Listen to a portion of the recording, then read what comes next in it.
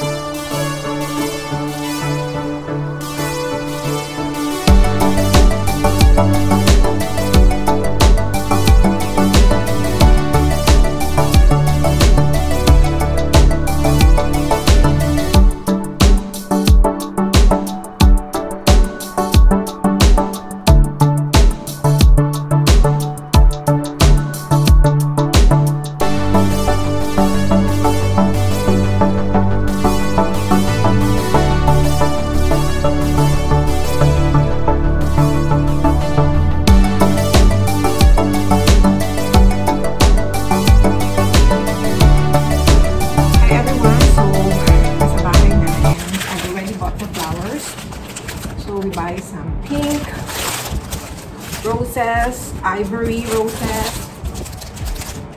champagne, and this one are wax flowers for fillers, and this one is called green bell. Okay, so the color theme of the bride is pastel color. Kaya puro light lang yung colors na napili ko. Okay, so before we start, we have to condition first the flowers.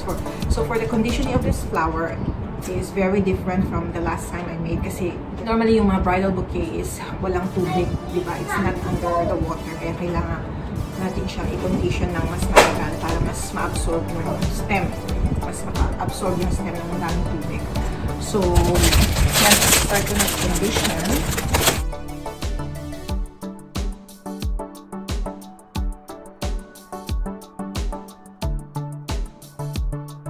Okay, so this is the pail here with water. Lagi ko lang dito sa balibo. Kita ba? Okay. For bridal bouquets, hindi naman masyadong kailangan mahaba yung stem. Why? Yung asawa ko. Ayan na, tinanggalan natin ng thorns. Ayan. So for wedding bouquets din, kasi normally naka-expose lang yung stem, kaya kailangan nating linisang mabuti yung stem ng roses, tanggalin yung mga leaves, yung thorns, or anything na hindi maganda. Okay, and then we have to remove yung hindi masyadong magandang petals. Kagaya niyan, may mga mancha-mancha. So, tanggalin mo yan. Okay. So, pag hinipan mo siya doon mismo sa medyo mag-bloom.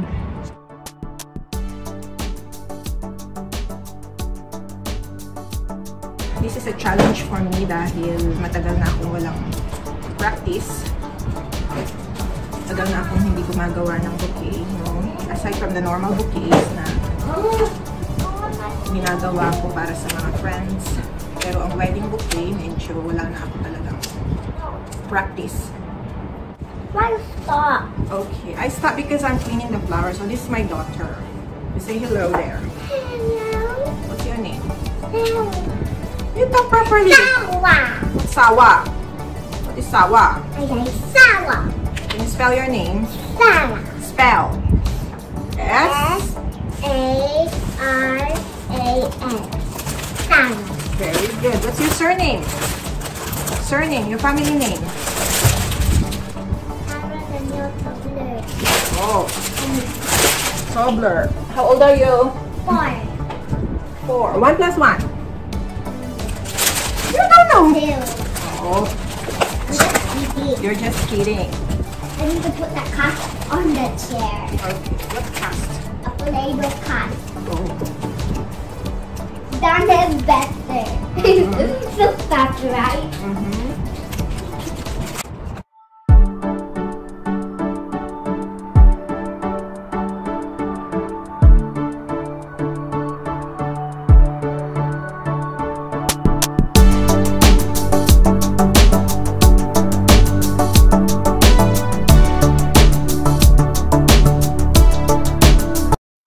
Okay, so the next color is the champagne. I want your phone. Why, Sarah?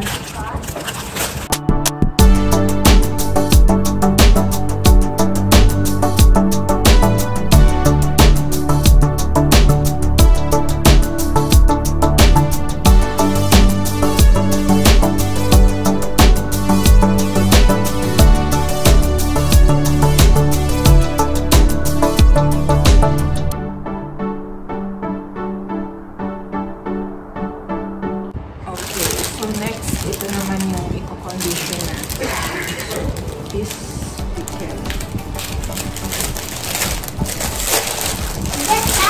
Is the torn sister? The torn sister? Yes, that's the torn sister. Oh my god, I'm loving it. We need like a rocking chair. A rocking chair. Okay, so medyo lanta na siya. Lalagay natin sa tubig. Make sure na slant yung cast. I don't know what you're doing.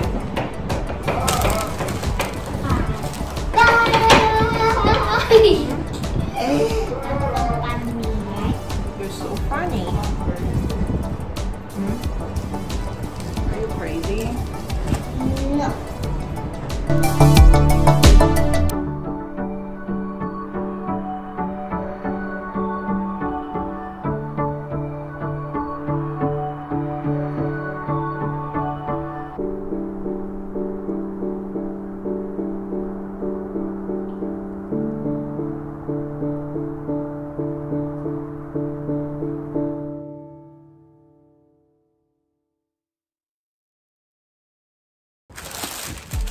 Last, it's your song.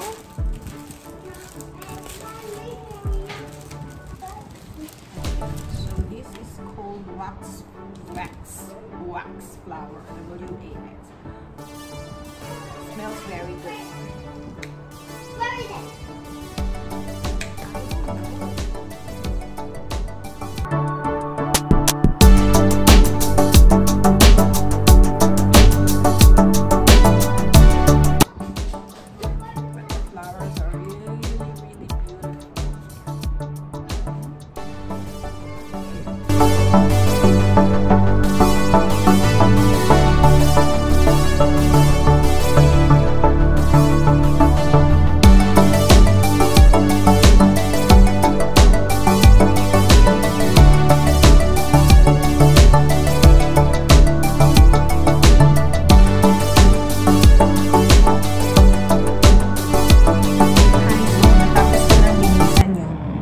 Flowers ay lipat ko lang dito sa ilipat ko lang siya.